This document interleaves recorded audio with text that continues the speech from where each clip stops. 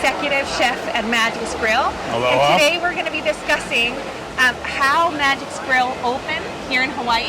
I'm pretty sure he has a very exciting story to tell for you guys and for anybody that is interested in opening up a business.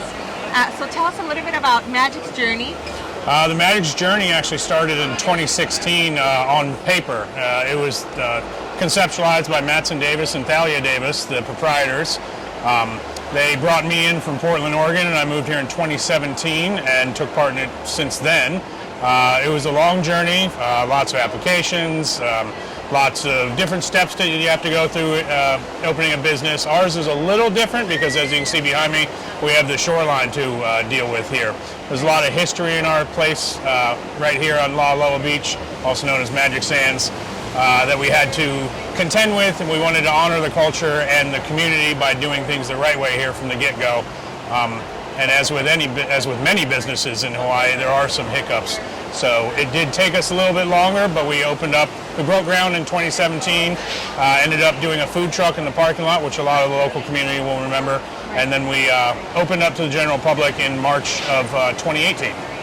What will you say has been the biggest hit, biggest for the restaurant? Without a doubt, our Ulu. We partner with the Hawaii Ulu Co-op, and we sell about 10,000 pounds of ulu a year currently. Oh my gosh. But really, all the farmers, we couldn't have done it without all the team members. You know, from the local farmers to the purveyors to everybody that grows the microgreens, our local dayboat fishermen. It's been a journey, but we couldn't have done it without all of them. But I would definitely say Ulu has turned into our biggest hit, and it's something that we are widely known for. And we're excited that Ulu season just started again too, yes. So we just got it back on the menu. Now, for people that they're on the mainland and they're like, Ulu, what? Yep. What is it? Ulu is breadfruit. It's similar to a jackfruit. It's also commonly called a tree potato. So anywhere that you would use a potato or any sort of starchy root like that, you could use Ulu. Even though Ulu is not a root, it does have a lot of similarities to a potato.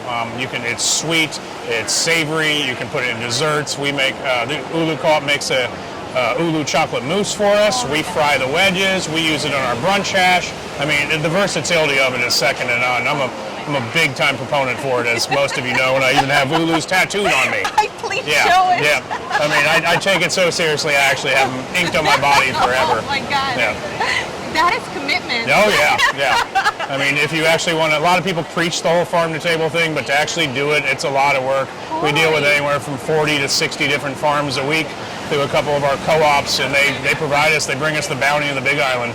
How did you guys make that local connection with the people that are farming on the island and making sure that they can sustain the level of production that you guys need? That's definitely a challenge. We started building these relationships even before we opened. It was one of our keys to success, a metric that we measured our future success by, was going out and meeting the farmers. So I took my team out, my sous chefs, the opening management team, and we walked the fields. We got to know these farmers.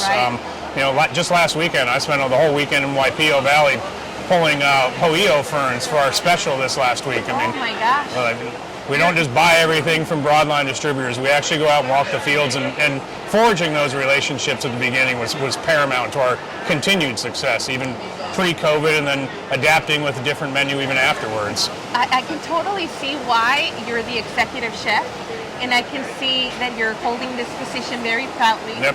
You're very in tune with the local community, not only the local community, but the farmers as well. Yep. And you take pride of whatever you're serving to the public. Yeah, there's an adage like grown here, not flown here, and we really want to live by that because these farmers are our community, and by supporting them, we're supporting the rest of the community by and large by feeding them, giving them these canoe crops, these staples that grow here.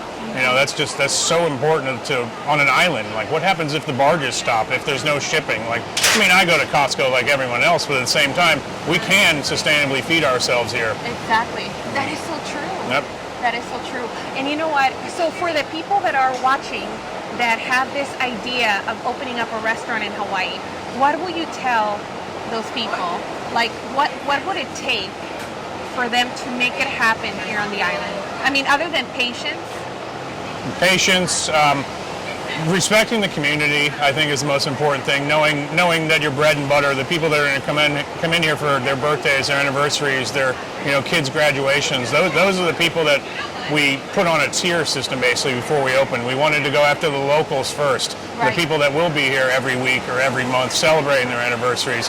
And then we wanted to go after those repeat visitors that come here, snowbirds. And we wanted to go after the people that show up here every year, same week, whether it's timeshares or they show up here in the winter months. Right. And those are we wanted to go after them for the second tier of business. And the third tier is, first-time visitors, because you want everybody to leave Hawaii with an appreciation of what Hawaii is and showing them what the food can be, because, I know as well as everybody else, we're not San Francisco or New York. We're not known for our food quite yet, but we're getting there.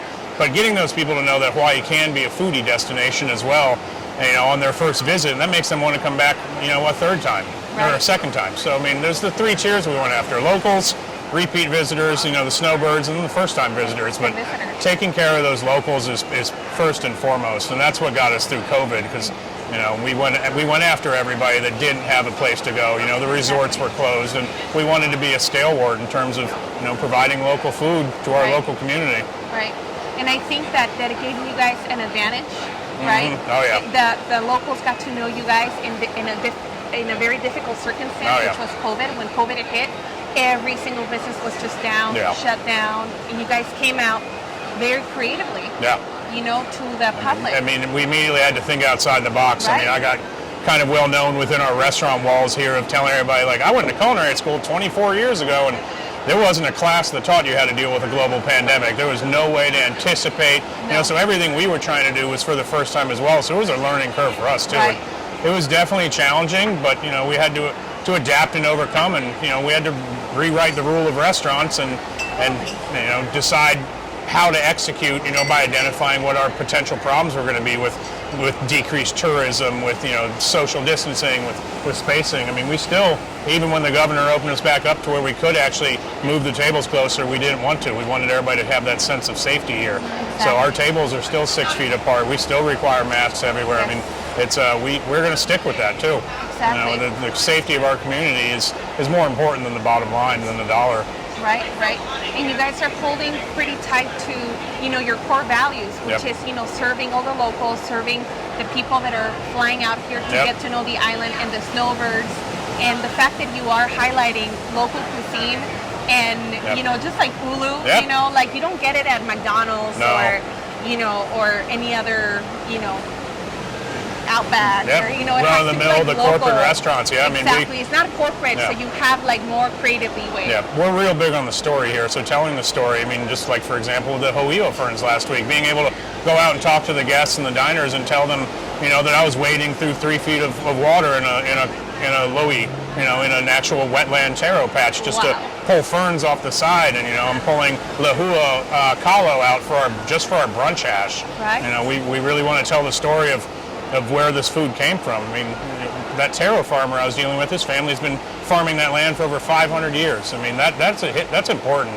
So we're really big on the culture, the history, the story of the how, the when, and the why this food is on the plate and why we're serving it.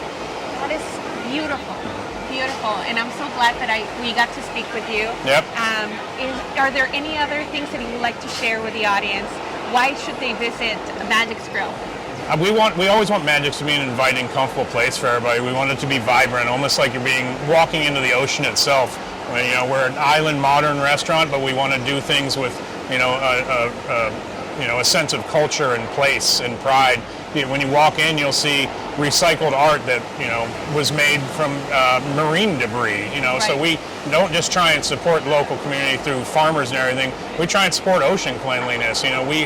We organize groups with our own ohana within here to go, clean up the ocean. And everything we do it as an ohana here, and we hope that relays to our guests. That's a very important part of our Magic's culture, of our kuleana. And it is definitely translating, because every time we pass by, it's packed. Yep.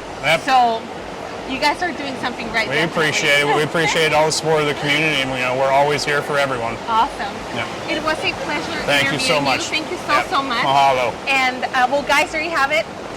Thank Dan, you. Exec.Chef. We'll see you out here for some Ulu. Yeah.